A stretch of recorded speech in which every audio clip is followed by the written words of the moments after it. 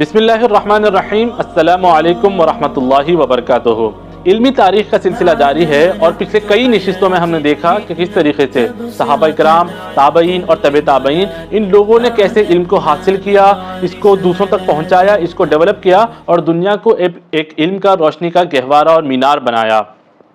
یہ کوئی ایک شخص کا تعاون نہیں تھا، یہ پوری امت کا، علماء اکرام، پروفیشنل افراد، ان سب کا مل کے تعاون تھا کہ یہ ایک لیگیسی تک انسانیت پہنچ سکی۔ تو انشاءاللہ اسی میں سے آج ایک اور زبردست ٹاورنگ پرسنالٹی، ایک زبردست شخصیت، ان کی زندگی کا ہم جائزہ لیں گے کہ کس طریقے سے انہوں نے علم پہ اور تاریخ کے اوپر اپنا ایک پروفاؤنڈ امپیکٹ اور لیگیسی چھوڑی ہے۔ تو انشاءاللہ آج ہم محمد بن ادریس رحمۃ اللہ علیہ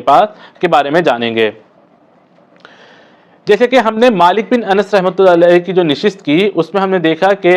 آپ کو مکے کے گورنر کے پاس سے ایک خط آتا ہے جس میں سفارش ہوتی ہے کہ ایک نوجوان لڑکے کو اپنے کلاس میں ایڈمیشن دیا جائے۔ تو وہ جب پوری صورتحال جانتے ہیں، دیکھتے ہیں، اس کے بعد وہ جو نوجوان لڑکا آیا ہوتا ہے جس کا نام محمد بن ادریس ہوتا ہے، ان کو اپنی کلاس میں ایڈمیشن دیتے ہیں۔ تو محمد بن ادریس، یہ ان کا تعلق ویسے یمنی بیک گراؤنڈ سے ہے، ان کے والد والدہ اور جو بھی ان کی فیملی ٹری ہے یہ یمن سے جا کے ملتی ہے۔ اور معاش کے سلسلے میں آپ کے والد ادریس اور ان کے ساتھ ان کی وائف یعنی آپ کی والدہ فاطمہ بنت عبداللہ، یہ فلسطین غازہ میں جا کے سیٹل ہو گئے اور وہاں 767 یعنی کہ 150 ہجری میں ان کے یہاں پہ محمد بن ادریس کی ولادت ہوتی ہے، اور یہ وہی سال ہے ٹھیک جس میں ابو حنیفہ رحمۃ اللہ علیہ کا انتقال ہوتا ہے۔ یعنی کہ ایک طرف اگر اللہ تعالیٰ اس دنیا سے جو ہے ابو حنیفہ جیسی شخصیت کو واپس اپنی طرف لے رہے ہیں، لوٹا رہے ہیں، تو دوسری طرف اس امت کو جو ہے ایک بہت بڑا تحفہ محمد بن ادریس کی شکل میں عطا بھی کر رہے ہیں۔ تو جیسے ہی آپ بہت ہی ینگ ایج میں تھے، آپ کے والد کا انتقال ہو گیا اور آپ کی والدہ فاطمہ بنت عبداللہ کے یہ یہاں پہ اکیلے، اور بچے یوزلی بھٹک جاتے ہیں، غلط رستوں پہ چلے جاتے ہیں، اس سے اوائڈ کر کے آپ کو ایجوکیشن کے رستے پہ رکھے تاکہ آپ اچھے سے علم حاصل کریں۔ بہت جلد مکہ شفٹ ہو گئے واپس، اور وہاں پر ان کی تربیت، ان کی تعلیم، یہ تمام چیزیں شروع کی۔ تو آپ کے پہلے استاد تھے مسلم بن خالد الزنجی، جو اس وقت مکے کے چیف مفتی تھے۔ یہاں پر آپ نے علم حاصل کیا، ان کے پاس قرآن حفظ کیا، 7 سال کی عمر میں آپ حافظ قرآن بنے، اور آپ کی جو میموری تھی، یادداشت تھی، بہت ہی ذہین آپ اسٹوڈنٹ ہوا کرتے، اور فوٹوگرافک میموری رہتی کہ جو چیز آپ نے دیکھی وہ چیز یاد ہو گئی۔ تو اللہ نے ان کو یہ صلاحیت دی تھی۔ اس کے ساتھ پڑھائی کے ساتھ آپ جو کھیل کود کا میدان تھا اس میں بھی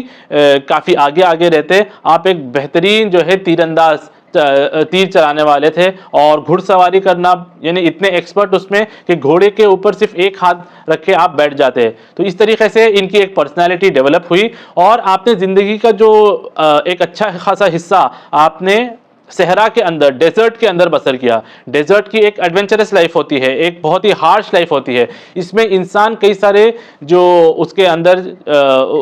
جو کئی سارے ہرڈلز ہوتے ہیں وہاں پہ، اس سے زندگی کا ایک تجربہ ملتا ہے۔ اور پھر وہاں پہ جو قبیلہ تھا بنو ہدیل جس کے ساتھ آپ تھے، اور ان کے ساتھ رہ کے عربک گرامر، پوئٹری، یہ تمام چیزیں سیکھی، جس میں آپ اپنے زمانے کے ایک مشہور پوئٹ، ایک شاعر اس طریقے سے بھی فیمس ہوئے، اور گرامر کے اندر بھی آپ نے ایک پروفاؤنڈ رول ادا کیا۔ جیسے آپ کی تعلیم مکے کے اندر پوری ہو گئی تو آپ کی والدہ چاہتی تھی کہ آپ اس وقت کے جو سب سے دنیا کے مشہور عالم تھے مالک بن انس رحمۃ اللہ علیہ، ان کے پاس جا کے مدینے میں علم حاصل کریں۔ تو آپ ایک خط مکے کے گورنر سے لکھاتی ہیں اور یہ مدینہ بھجواتی ہیں، اور پھر وہاں پہ یہ واقعہ پیش آتا ہے۔ پھر آخرکار مالک بن انس رحمۃ اللہ علیہ ان کو اپنی کلاس میں داخل کرتے ہیں، اور کلاس میں داخل ہونے سے پہلے جب وہاں پہ مالک بن انس کے ساتھ ان کا انٹرویو یا گفتگو چل رہی تھی، تو انہوں نے کہا کہ میں ہاشمی گھرانے سے ہوں، یعنی کہ آپ صلی اللہ علیہ وسلم کے جو لینیج ہے اس سے آپ تعلق رکھتے ہیں، خرشی ہیں یہ امام شافعی، اور میں نے 7 سال کی عمر میں قرآن کو حفظ کیا۔ 10 سال کی عمر میں آپ کی کتاب جو موطا ہے اس کی احادیث میں نے یاد کی، اور جب وہ پڑھ کے سنائی کچھ احادیث اس کے، تو وہ امام مالک کو جو ہے اس چیز نے پش کیا کہ یہ واقعی میں بہت ہی ٹیلنٹڈ ہیں، تو ان کو لہٰذا اپنی کلاس میں انہوں نے شامل کیا۔ اب یہاں سے ان کی گرومنگ ہوئی، انہوں نے جو ہے جو فقہ مالکی کے جو بھی اصول ہیں، قرآن سے کیسے استدلال کیا جائے، حدیث، یہ تمام چیزیں یاد کرنا، اس کے مفہوم اور معنی سمجھنا، اور کس طریقے سے مسئلے مسائل اگر آئیں تو اس کا حل نکالنا، یہ تمام چیزیں انہوں نے مالک بن انس کے ساتھ رہتے ہوئے سیکھی۔ جیسے پھر آپ بڑے ہو گئے تو اس کے بعد جو ہے یہ جو معاش کی جو فکر ان کو ہوا کرتی کہ کس طریقے سے اپنی جو ایکسپنسز ہیں اب کمانا ہے یہ سب چیزیں پوری کی جائیں، تو اسی دنوں میں آپ کو جو یمن کے گورنر تھے ان کی طرف سے آفر آتا ہے کہ آپ نجران میں آئیں، یہاں پہ آپ کو ایز اے اباسڈ گورنر اپوائنٹ کیا جاتا ہے۔ تو یہ تقریباً وہ دور تھا جس میں بنو عباس یہ حکومت میں آ چکے تھے اور بنو امیہ کی حکومت ختم ہو چکی تھی۔ اور ایک بات آگے بڑھنے سے پہلے، یہ جو امام محمد بن ادریس ان کی جو شخصیت بنی، تو اس میں کئی سارے ٹیچرز کا جو ہے کنٹریبیوشن اور ان کی تربیت رہی۔ مسلم بن خالد الزنجی کے علاوہ جو امام مالک بن انس تھے، پھر ان کے علاوہ اور کئی سارے سفیان العوینہ، امام اوزاعی، یہ تمام ان کے ٹیچرز تھے۔ پھر محمد بن حسن بن فرقد الشیبانی رحمۃ اللہ علیہ، جو ابو حنیفہ کے ایک بہت بڑے اسٹوڈنٹ تھے، ان کے پاس بھی آپ نے علم حاصل کیا، تو اس وجہ سے ان کی ایک پروفاؤنڈ شخصیت بنی۔ جب نجران میں یہ گورنر کے طور پہ تعینات کیے گئے تھے، وہاں پہ آپ نے بہت ہی بہترین طریقے سے لوگوں کا ایڈمنسٹریشن سنبھالا، ان کے اندر انصاف کو عام کیا، ان کے کمپلینٹس لی، اور بہترین ورڈکٹ سے جو ہے لوگوں کے اندر امن اور انصاف، جسٹس، یہ تمام چیزیں آپ نے ڈیلیور کی۔ کچھ وقت کے لیے آپ وہاں پہ ایز اے گورنر تھے۔ تو یہ ان کا جو ایک علم کا سلسلہ، ان کا جو پولیٹیکل مطلب ایک وزڈم تھی، ان کی جو شخصیت تھی، یہ یہاں بڑھتی چلی گئی، اور پھر ان کے اسٹوڈنٹس آتے گئے، انہوں نے پھر ان کو سکھانا، ان کی تربیت کرنا، یہ تمام چیزوں کا ایک سلسلہ شروع ہو گیا۔ آپ سب سے پہلے شخص تھے جنہوں نے اپنا مذہب خود ڈاکیومنٹ کیا۔ جتنے باقی کے لوگ تھے، چاہے وہ ابو حنیفہ ہو، چاہے جعفر الصادق ہو، یا کوئی اور ہو، ان سب کی جو فقہ مرتب ہوئی، یہ تمام ان کے سٹوڈنٹس نے بعد میں اس کو پین ڈاؤن کیا، اس کو لکھا، اس کو کتابی شکل دی۔ لیکن شافعی رحمۃ اللہ علیہ، انہوں نے خود اپنا جو اسکول آف تھاٹ تھا، جو اپنا سوچنے کا ان کا جو زاویہ تھا، جو طریقہ تھا، جس طریقے سے آپ قرآن سے اور حدیث سے استدلال کرتے، کوئی بھی چیز کا فیصلہ یا کوئی بھی چیز کا ریزننگ نکالتے، تو اس کو آپ نے اپنے کتاب میں خود ڈاکیومنٹ کرنا شروع کیا۔ کئی سارے انہوں نے کتاب لکھی۔ انہوں نے کچھ کتاب اپنے جو فارمر ان کی جو ٹیچرز تھے ان کے ساتھ جو اختلاف تھا مالک بن انس کی چیزوں کے اوپر یا کسی اور کے، اس کے اوپر بھی کتاب لکھی۔ پھر ان کی جو بہت ہی مارکت الآراء کتاب ہے، بہت ہی ایک پروفاؤنڈ کتاب ہے، یہ ہے کتاب الام، اور اس میں انہوں نے ابو حنیفہ کے بہت سارے مطلب لیگل ریزننگز جو ہیں، انہوں نے جو بھی کیس آئے اس کے اوپر جو بھی فیصلے دیے یا ان کا جو حل بتایا، وہ تمام چیزیں یہاں پہ انہوں نے ڈاکیومنٹ کی۔ پھر اس کے علاوہ مسند الشافعی، یہ حدیث کی کتاب ہے جو انہوں نے اپنی جمع کی، اور ان کی سب سے مارکت الآراء کتاب یعنی ماسٹر پیس جس کو کہا جاتا ہے، وہ ہے کتاب الرسالہ۔ رسالہ ان کی جو فقہ کے اصول ہیں کہ کس طریقے سے ہم ریزننگ، انالوجی، ان سب کو استعمال کر سکتے ہیں قرآن سے کوئی سولوشن نکالنے میں، اس کے اوپر جو ہے یہ کتاب مبنی ہے۔ اور یہ تمام مطلب بیسیکلی اس وقت تک، کیونکہ ایسا نہیں تھا کہ حنفی الگ فقہ ہے، شافعی الگ ہے، سب آپس میں جو ہے علم سمجھتے، سیکھتے اور جو ہے اس کو بانٹتے، تو یہ تمام مذہب کے لوگوں کے لیے مطلب ایک رہنمائی کی طور پہ ہے کہ کس طریقے سے ہم قرآن سے سولوشنز ہم نکال سکتے ہیں۔ اور یہ کتاب آج بھی انسٹیٹیوشنز میں، مدارس میں اور ان تمام جگہوں پہ پڑھائی جاتی ہے۔ تو یہ ان کے چند کتاب کے کنٹریبیوشن تھے۔ ان کا ایک اور جو کنٹریبیوشن علم کے اندر رہا، وہ ہے کہ آپ کے زمانے میں جو ہے ایک فتنہ شروع ہو رہا تھا، یعنی کہ وہ چیز جڑ پکڑ رہی تھی، اور وہ یہ تھا کہ یہ جتنے اہل بیت ہیں، یہ جو ہے خلافت کے اصل حقدار ہیں۔ آپ نے یہاں پہ یعنی آپ خود خرشی ہیں قریش سے، اور یہ جو بنو عباس آئے، یہ بھی جو ہے عباس رضی اللہ تعالیٰ عنہ، عباس بن عبد المطلب جو قریش سے ہیں، انہی کے نسل سے ہیں۔ لیکن آپ نے کیونکہ آپ کے نزدیک جو ہے انصاف کرنا، قرآن سے جو ہے سولوشنز دینا، یہ چیز جو ہے سب سے پرائرٹی پہ تھی، تو آپ نے وہ لائن ڈرا کر دی کہ تمام مسلمان جو ہے آپس میں سب بھائی بھائی ہیں، سب برابر ہیں، تو تقویٰ جو ہے بنیاد رہے گی کوئی بھی حکمرانی پہ آنے کے لیے یا کہیں پہ بھی کوئی لیڈرشپ کے پوزیشن پہ پہنچنے کے لیے، نہ کہ حسب اور نسب، یہ چیز جو ہے کوئی معنی نہیں رکھتی۔ تو یہ انہوں نے لائن ڈرا کر دی کہ اہل بیت سے ہونا یا کسی اور قبیلے سے یا کوئی اور کلان سے تعلق رکھنا جو ہے، وہ چیز آپ کو حکومت میں آنے کا کوئی ذریعہ نہیں بن سکتی، بلکہ آپ کا تقویٰ، آپ کا علم، آپ کا کیریکٹر، آپ کے اندر جو صلاحیتیں ہیں، یہ چیزیں آپ کو وہاں تک پہنچانی چاہیے۔ تو یہ ان کا ایک کنٹریبیوشن تھا۔ اور کیونکہ آپ جو ہے مالک رحمۃ اللہ علیہ کے بعد آپ نے علم حاصل کیا، تو مدینے کا جو کلچر تھا، مدینے کی جو سائنس تھی اسٹڈی کی، جو نالج کا انوائرمنٹ بنا تھا، جو ماحول تھا اس میں تو آپ نے ایکسپرٹیز حاصل کی، پھر آپ کو زندگی میں موقع ملا کہ ابو حنیفہ کے جو اسٹوڈنٹ ہیں محمد بن حسن بن فرقد الشیبانی، ان کے ساتھ بھی رہ کے علم حاصل کرے، تو وہاں پہ جب آپ نے وہ علم بھی حاصل کیا تو کیونکہ یہ تمام حضرات کا تعلق کوفہ بغداد سے تھا، اور یہاں پہ جو ہے منطق، فلسفہ، انالوجی، ریزننگ، لاجک، یہ تمام سبجیکٹس بھی پڑھے جاتے ہیں، تو یہاں پہ آپ کو ایک ڈیفرنٹ ایکسپوجر ملا، تو آپ کو کیونکہ مدینے سے بھی رہ چکے تھے اور یہاں پہ بھی آپ نے علم حاصل کیا، تو آپ بیسیکلی ایک برج بن گئے، آپ نے ایک برج بننے کا کام کیا کہ کس طریقے سے ہم ٹریڈیشن پہ رہتے ہوئے، قرآن اور حدیث سے سٹک ہوتے ہوئے، ہم ریزن، انالوجی اور یہ تمام ایکوپمنٹس کو استعمال کر سکتے ہیں تاکہ بہترین سے بہترین ورڈکٹس، بہترین سے بہترین رائے، اوپینین، سولوشنز دیے جا سکے۔ تو یہ آپ کا جو ہے ایک کارنامہ تھا کہ دو ایکسٹریمز پہ جانے کی ضرورت نہیں ہے، جہاں جو چیز جو ہے ہم استعمال کر سکتے ہیں بہتری کے لیے وہ تمام ہم استعمال کریں گے۔ پھر آپ نے جو ہے جو ادب ہے ڈیبیٹ کرنے کا، مناظرہ کرنے کا، اس کے آداب، اس کے پرنسپلز بھی آپ نے ڈیولپ کیے۔ جب بھی آپ کسی کے ساتھ ڈیبیٹ کرتے تو آپ اس کے لیے دعا کرتے کہ اللہ اس کے ساتھ جو ہے حق رہے، کہ جو یہ بات مجھ سے ڈیبیٹ کرنا چاہ رہا ہے تو اس ڈیبیٹ کا جو نتیجہ نکلے گا یہ آلریڈی اس کے ساتھ رہے، یعنی کہ ان کا کسی اور کے ساتھ ڈفرینس آف اوپینین ہے لیکن یہ دعا کر رہے ہیں کہ وہ شخص صحیح اوپینین کی رائے دے، اس کے پاس جو ہے صحیح اوپینین کا اس کا آنسر رہے۔ تو یہ جو ہے ایک ہیومینٹی کی جو ہے مثال ہے کہ علم ہمارے اندر فقر، تکبر، حسد یہ نہ پیدا کرے بلکہ ایک ہمبل ایٹیٹیوڈ ہمارے اندر رکھے اور اس علم سے سب کو فائدہ ہو۔ آپ جب بھی ڈیبیٹ کرتے کبھی اپنی آواز اونچی نہیں کرتے، ہمیشہ ایک اچھی ٹون، ایک ہمبل اور ایک اتھارٹیٹیو جو ٹون ہوتی ہے اس کے اندر آپ بات کرتے اور پھر اپنی کلام سے، اپنے رائے سے، اپنے ان سب سے چیزوں سے لوگوں کو پھر کنونس کرتے۔ اور اگر اختلاف ہوتا تو اس اختلاف کو بھی ایک پازیٹیو طور پہ لیتے، یہ نہیں کہ اختلاف ہے میرے رائے کے ساتھ تو اب یہ کافر ہے، فلاں کافر ہے، میں اکیلے حق کے اوپر ہوں، جو لوگوں کا کم علمی کی وجہ سے مزاج بن چکا ہے، بنتے جاتا ہے۔ ایک مثال سے آپ بات سمجھیں کہ ایک بار آپ ابو حنیفہ رحمۃ اللہ علیہ کی جو خبر ہے وہاں پہ گئے کوفے کے اندر اور وہاں پہ آپ نے نماز ادا کی، تو لوگوں نے محسوس کیا کہ نماز کے دوران انہوں نے رفع یدین نہیں کیا، رکوع کے بعد ہاتھ نہیں اٹھایا،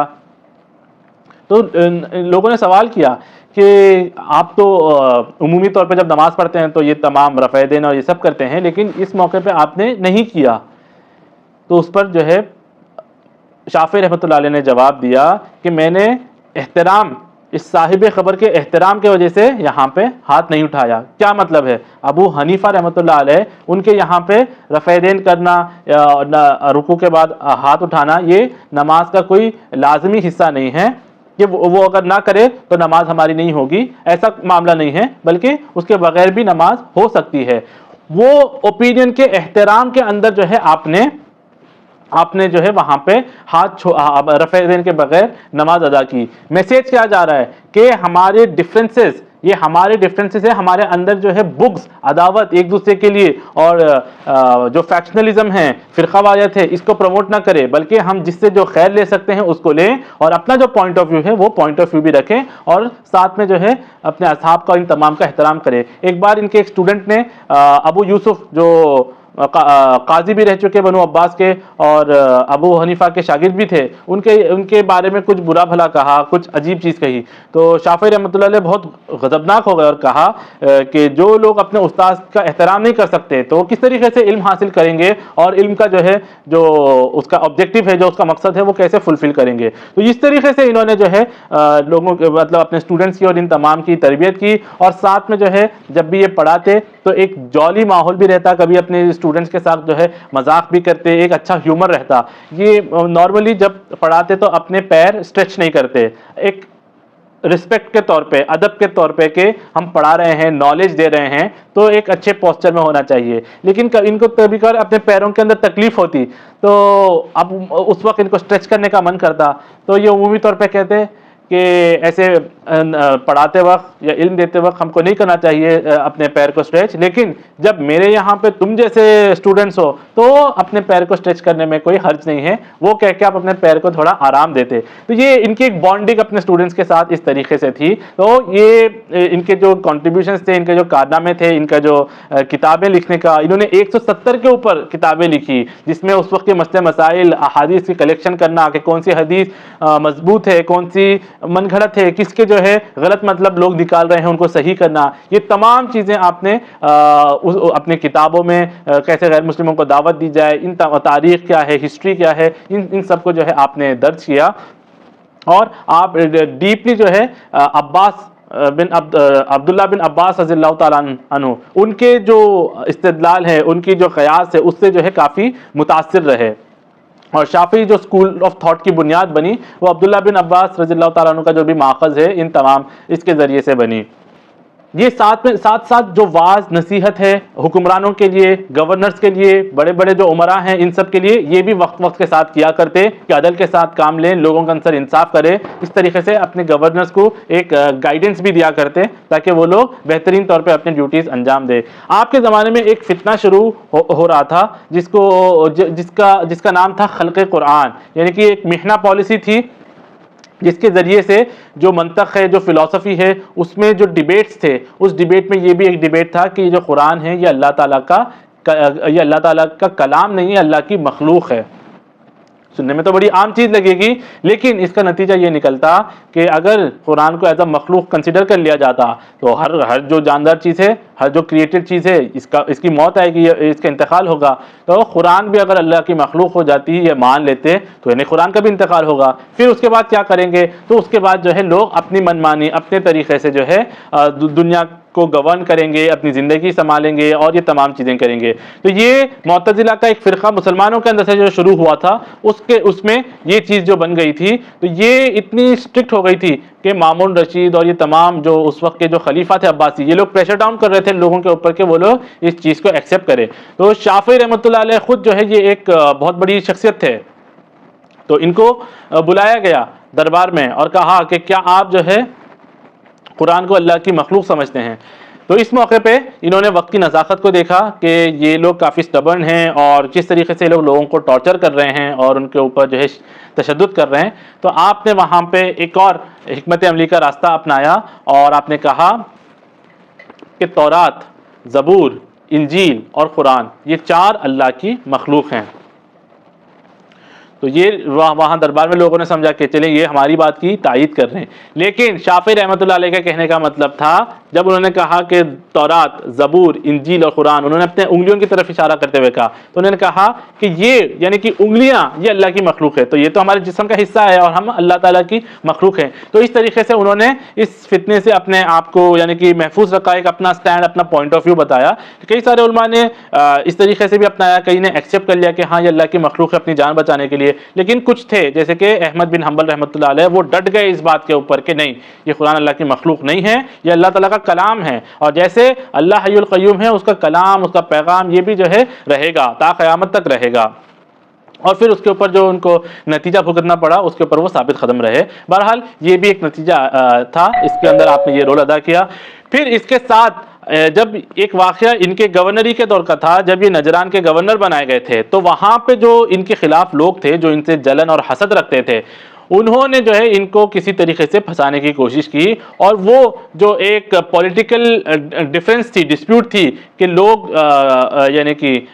خلافت جو ہے اہل بیت کے اندر ہونی چاہیے تھی، اس معاملے کے اندر جو ہے ان کو بھی مطلب الجھانے کی اور پھنسانے کی کوشش کی گئی۔ جتنے لوگ اس پہ انوالو تھے، 9 لوگوں کو تقریباً جو ہے ان کے سر قلم کیے گئے، ان کو جو ہے مار دیا گیا۔ ان کو شافعی رحمۃ اللہ علیہ ان کو زنجیروں میں باندھ کے ہارون رشید کے پاس بھیجا گیا۔ جب یہ ہارون رشید کے دربار میں پیش کیے گئے تھے، وہاں پر محمد بن حسن بن فرقد الشیبانی جو ابو حنیفہ کے اسٹوڈنٹ بھی تھے اور وہاں پہ انفلوئنشل پرسنالٹی تھے، جج تھے، انہوں نے انٹرسیڈ کی اور انہوں نے کہا کہ یہ شخص جو ہے کوئی عام شخص نہیں ہے، یہ بہت ذہین شخص ہے، اور ایسے ذہین شخص مطلب ایسی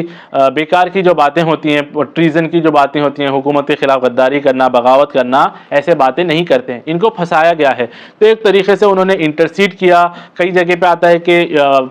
شافعی رحمۃ اللہ علیہ نے خود اپنا کیس جو ہے جب ہارون رشید کے پاس پریزنٹ کیا اور ان کو سمجھایا، اس نتیجے میں جو ہے ان کی جان بخشی گئی اور یہ فتنے سے یہ باہر آئے۔ تو یہ ان کا مطلب اتنا بڑا سٹیٹس، اتنا بڑا ان کا ماشاءاللہ سے رتبہ رہا، اور اتنے ذہین شخصیت بہت ہی کم لوگ ہوتے ہیں جن کی اتنی ذہین جو ہے میموری ہوا کرتی۔ پھر ان کے نتیجے سے ان کا جو اسکول آف تھاٹ تھا شافعی، اور پھر اس کو جو انہوں نے ڈاکیومنٹ کر دیا، یہ ان کے کافی سارے سٹوڈنٹس نے پھیلایا۔ جب یہ بغداد کے اندر کچھ وقت تک رہے عراق میں، وہاں پہ انہوں نے جو حنفی اسکول آف تھاٹ کے لوگوں سے، محمد بن حسن ہیں اور دیگر جو بھی لوگ ہیں، ان کے ساتھ جب انٹریکشن کیا، وہاں پہ ان کی کچھ اوپینینز بدلی، تو یہ ان کی کتابوں میں جو انہوں نے اس وقت درج کیا تھا، ان معاملات کو، ان کیسز کو، ان مسائل کو وہ درج کیا۔ پھر اس کے بعد آپ ایجپٹ کی طرف شفٹ ہوئے، وہاں پر لیث ابن سعد رحمۃ اللہ علیہ، ایک اور بہت بڑی قداور شخصیت، ان کا ہولڈ، ان کا جو ایک اسکول آف تھاٹ کہہ لیں، وہ چیز وہاں پہ کافی عام تھی، کافی پھیلی ہوئی تھی اور بہت انفلوئنشل تھی۔ تو جب ایجپٹ یہ گئے، وہاں کے سرکمسٹنسز دیکھے، تو وہاں پہ کئی ساری چیزوں پہ انہوں نے مسئلوں کی جو مسائل تھے، اس کے جو آنسرز تھے، اس کے آنسرز کو انہوں نے تبدیل کیا۔ جیسے کہ عراق میں جب تھے، وہاں پہ کچھ اور آنسر انہوں نے سوچ کے بنایا ہوگا کہ زکوٰۃ کا گھوڑے کے اوپر دے سکتے ہیں کیا، جیسے کہ یہ شادی بیاہ کا معاملہ ہوتا ہے، اس میں وٹنسز موجود ہوتے ہیں، تو کیا لمٹ ہوتی ہے وٹنس کی، کیا ان کا رہنا بہت ہی ضروری ہے، نہ ہو تو کیا شادی ہو سکتی ہے یا نہیں۔ تو دو کلچرز الگ ہیں، عراق کے اور مصر کے۔ تو جب مصر گئے تو وہاں پہ انہوں نے ان چیزوں پہ اپنی جو پوزیشنز تھی ان چیزوں کو چینج کیا۔ تو یہ جو ان کا عراق کا دور تھا، جو انہوں نے ڈاکیومنٹ کیا کتابوں میں ان کیسز کو، یہ جو ہے قول القدیم کہلائے، یعنی کہ اولڈ سیئنگ۔ اور جو ایجپٹ کے اندر انہوں نے جو کتابوں کے اندر اپنے مسائل اور ان سب کو درج کیا، اس کے آنسرز کو، یہ قول الجدید کہلائے۔ اور یہی چیز جو ہے جو آج شافعی اسکول آف تھاٹ آج بھی فالو کی جاتی ہے، اس میں یہ تمام چیزیں اسی چیز سے انڈوکٹرینیٹڈ ہیں، انہی چیز کو کنٹینیو کیا جاتا ہے۔ تو یہ ان کا اسکول آف تھاٹ۔ پھر ان کے اسٹوڈنٹس میں، ان کے اسٹوڈنٹس جو ہوئے، اس میں ان کا نام آتا ہے امام احمد بن حنبل رحمۃ اللہ علیہ، بیہقی، امام سیوطی، پھر محمد بن غزالی رحمۃ اللہ علیہ۔ ویسے سلطان عماد الدین زنگی، نور الدین زنگی، اور سلطان صلاح الدین ایوبی رحمۃ اللہ علیہ، یہ تمام جتنے لوگ گزرے ہیں، امام حجر عسقلانی، یہ سب شافعی اسکول آف تھاٹ اور ان کے جو طریقہ کار ہے، ان سب سے جو ہے کافی انسپائرڈ تھے۔ جب بھی شافعی رحمۃ اللہ علیہ کو کوئی بھی مسئلے کا حل نکالنا ہوتا تو سب سے پہلے آپ قرآن کی طرف رجوع کرتے۔ قرآن میں اگر اس کا حل نہیں ملتا تو آپ سنت رسول کو دیکھتے، سنت میں اگر نہیں ملتا تو آپ اجماع دیکھتے کہ امت میں یہ کیس اگر پہلے بھی آیا ہے تو لوگوں کے، علماء اکرام کی کچھ رائے ہوں گی جو کنسنسس بنی، جس کے اوپر انہوں نے ایکسیپٹنس دیا کہ یہ اس کا حل ہو سکتا ہے، وہاں سے کچھ لینے کی کوشش کرتے ہیں۔ وہاں سے بھی اگر نہیں ملتا تو آپ قیاس اور انالوجی کو استعمال کرتے اور اس کا حل نکالتے۔ یہ تمام جو ہے انہوں نے ان چیزوں کو ڈیولپ کی۔ استثناء کا جو پرنسپل ہے اس کو، استحسان کا جو پرنسپل ہے اس کو ڈیولپ کیا کہ لوگوں کے لیے عام جنرل جو رولنگ ہوتی ہے اس سے ہٹ کے اسپیشل کیسز میں اگر ہم کسی چیز کی جو ہے گنجائش نکال سکتے ہیں اور اس میں آسانی دے سکتے ہیں تو اس میں دینے میں کوئی حرج نہیں ہے۔ یہ پرنسپل ہے۔ اس پرنسپل کو مثال کے طور پہ بس سمجھانے کے لیے بات کہ اگر جو ہے جیسے عورتوں کے بالوں میں جو ہے وہ جوڑا بندھا ہوا ہوتا ہے، تو جب وضو کرتے ہیں سر کا مسح کرنا ہوتا ہے، تو مسح تو آپ کو پھر سر کا کرنا ہوگا، تو اس میں اس کہ عام لوگ تو سر کا پورا مسح کریں، لیکن اگر سر میں اس طریقے سے آپ کا اگر جوڑا یا کچھ بندھا ہو تو آپ کو نکالنے کی ضرورت نہیں ہے کہ سارے بال بھیگیں اور مسح ہو، بلکہ اس کے اوپر سے بھی اگر ہاتھ پھرا لیں تو یہ مسح ہو جائے گا۔ یہ میں نے صرف ایک مثال کے طور پہ سمجھانے کی دی ہے کہ جنرل رولنگ سے ہٹ کے اسپیسیفک رولنگ، استثناء نکالنا، یہ بھی جو ہے انہوں نے اس رول کو ڈیولپ کیا۔ پھر اس کے پاس جو ہے استصحاب ایک پرنسپل ہے، اس کو بھی آپ نے کافی ڈیولپ کیا۔ سمپل ورڈ میں اگر سمجھنا ہو تو ناٹ گلٹی انٹل پروون، جو یہ معاملہ ہوتا ہے کورٹ کے اندر کہ جب تک ثابت نہیں ہوگا تب تک ان کے اوپر جو الزام درج کیے گئے ہیں یہ پروف نہیں ہے، تب تک یہ انوسنٹ ہے، مجرم نہیں ہے۔ کسی شخص کے اوپر چوری کا الزام لگ گیا، تو اب الزام لگ گیا، اس بنیاد پر اس کو چور نہیں مان لیا جائے گا جب تک کہ ثبوت نہیں ملے گا کہ اس شخص نے چوری کی۔ تو اس پرنسپل کو بھی انہوں نے کافی ڈیولپ کیا۔ ان کے اسٹوڈنٹس پھر ایجپٹ، یمن، حجاز، افریقہ کے جو علاقے ہیں، صومالیہ، کینیا، پھر آج انڈونیشیا، ملیشیا کے جو علاقے ہیں ایسٹرن ورلڈ، اور اس کے علاوہ دیگر علاقے سیریا، شام، یہ تمام علاقوں میں جو ہے ان کے اسٹوڈنٹس، ان کا اسکول آف تھاٹ، یہ تمام چیزیں فالو کی جاتی ہیں۔ ان کی یہ جو کتابیں ہیں، کتاب الام اور کتاب الرسالہ، یہ سب آج بھی جو ہے دنیا میں پڑھی جاتی ہیں، اور ان کی ایک لیگیسی جو امپیکٹ ہے پوئٹری کی، گرامر کی، یہ سب آج بھی ہم کو دیکھنے کو ملتا ہے۔ تو یہ ان کی ایک بہت ہی زبردست شخصیت تھی۔ ان کے جو سٹینڈز تھے، کئی سارے جگہوں پہ انہوں نے مالک رحمۃ اللہ علیہ اور ابو حنیفہ رحمۃ اللہ علیہ کے ساتھ اختلاف کیا، اور یہ چیز ہم کو سمجھنے کی بہت ضرورت ہے کہ مالک رحمۃ اللہ علیہ ان کے استاذ تھے، جن سے انہوں نے علم حاصل کیا، اور یہ اپنے استاذ کے بارے میں جب ایک بار مدینہ پہنچے اور مالک بن انس کی خبر پہ گئے وہاں پہ، تو ایموشنل ہوئے اور کہا کہ جتنا انہوں نے مغفرت کی، پہلے اللہ سے دعا کی، اور پھر کہا کہ میں جب نوجوان لڑکا تھا تو میری جو تربیت کی، مجھے جو کچھ آج میں بنا ہوں وہ تربیت کا نتیجہ مالک بن انس کا ہے۔ تو وہاں پہ جو شکر ادا کیا یعنی ٹیچر کا اپنا، لیکن اس کے باوجود جہاں پہ ان کو اختلاف تھا کئی ساری چیزوں کے اوپر، انہوں نے اس چیز کو بیان کیا، اور اس وقت لوگوں کے اندر ایک بات بن گئی تھی کہ اگر کوئی کہتا کہ قال رسول اللہ، کہ رسول اللہ نے فرمایا، تو لوگ fan following, blind fan following میں کہتے قال امام مالک، کہ امام مالک نے یہ بات کو فرمائی۔ تو یہ شافعی رحمۃ اللہ علیہ نے نوٹ کر لیا کہ یہ چیز اگر رہ گئی تو رسول اللہ کی سنت پیچھے چلے جائے گی، اور جو امام ہیں لوگ ان کو پھر اندھا دھند فالو کریں گے۔ تو آپ نے ابو حنیفہ رحمۃ اللہ علیہ کی جو چیزیں ہیں، مالک رحمۃ اللہ علیہ ان کی کئی سارے جو ورڈکٹس ہیں اس کے اوپر ڈیفر کیا اور لوگوں کو دوسری اوپینین دی۔ اس میں جو ہے کافی اسٹوڈنٹس جو ہے ان کے ساتھ اختلاف کے اندر تھے، کافی مسئلے مسائل تھے، جیسے کہ ابو حنیفہ رحمۃ اللہ علیہ، ان کے نزدیک یہ جو بنو امیہ تھے یا پھر جو بنو عباس آئے، یہ غیر شرعی حکومت تھے ان کے نزدیک، وہ اوپن تھے اس چیز کے اوپر۔ امام جو مالک رحمۃ اللہ علیہ تھے، ان کے نزدیک تھا کہ چلیں ابھی بنو امیہ تھے، بنو عباس آ گئے ہیں، یہ لوگ ہیں، تو جہاں جہاں ہم ان کے ساتھ جو ہے تعاون کر سکتے ہیں، ہم لوگ جو خیر ہے کریں گے، اور جہاں پہ نہیں ہے وہاں پہ ہم لوگ نہیں کریں گے ان کا تعاون، اور وہاں پہ اس بات کی بھی گنجائش تھی کہ ہم لوگ حکمرانوں کے خلاف جو ہے خروج بھی کر سکتے ہیں۔ لیکن شافعی رحمۃ اللہ علیہ کا معاملہ ان دونوں پوزیشن سے مختلف تھا۔ انہوں نے نہ تو بنو عباس یا بنو امیہ کو نہ تو غیر شرعی حکومت قرار دیا، نہ انہوں نے کہا کہ ہم ان کا نیم سپورٹ کریں گے یا ہم ان کا اس طریقے سے تعاون نہیں کریں گے، بلکہ انہوں نے اپنا خود الگ سے ایک سٹینڈ لیا، اور لوگوں کے اندر جو ان کے خلاف بغاوت اٹھ رہی تھی، جو ایک انریج تھا ان کے پولیٹیکل ڈومیننس کے خلاف، اس کو سبڈیو کہا، اور کہا کہ ان نتیجوں سے جو بغاوتیں ہیں، جو خروج ہیں، ان نتیجوں سے کچھ حاصل نہیں ہو سکتا۔ تو یہ ان لوگوں کے جو ہے پولیٹیکل سٹینڈز تھے، پولیٹیکل وزڈم تھی، ان کی ایجوکیشنل کنٹریبیوشن تھی، اور آج دنیا میں تقریباً 3rd یا 4th لارجسٹ اگر اسکول آف تھاٹ اگر کوئی ہے حنفی، مالکی، ان سب میں، تو 3rd 4th پہ جو ہے شافعی رحمۃ اللہ علیہ کا نام آتا ہے۔ یہ ان کی لیگیسی تھی۔ تو 820 AD میں جب یہ مصر کے ایک مسجد میں درس دے رہے تھے، وہاں پہ جب انہوں نے کچھ بات مالک رحمۃ اللہ علیہ کے تھاٹ کے خلاف کہی، ان کے اگینسٹ میں کہی، تو کچھ وہاں کے اسٹوڈنٹس تھے جن کو کافی غصہ آیا اس بات پہ، اور انہوں نے شافعی رحمۃ اللہ علیہ کے اوپر حملہ کیا۔ کافی زخمی ہوئے اس معاملے میں وہ، اور پھر اس کا نتیجہ بعد میں نکلا کہ کچھ وقت کے بعد آپ کا انتقال ہو جاتا ہے۔ اور آج ایجپٹ میں فسطاط جو علاقہ ہے وہاں پہ آپ کی خبر ہے، اور دنیا کے لیے پھر اتنی بڑی لیگیسی انہوں نے یہ چھوڑ کے گئی کہ آج بھی لوگ ان کی جو اسکول آف تھاٹس ہے اس سے بینیفٹ کرتے ہیں۔ یہ چند واقعات تھے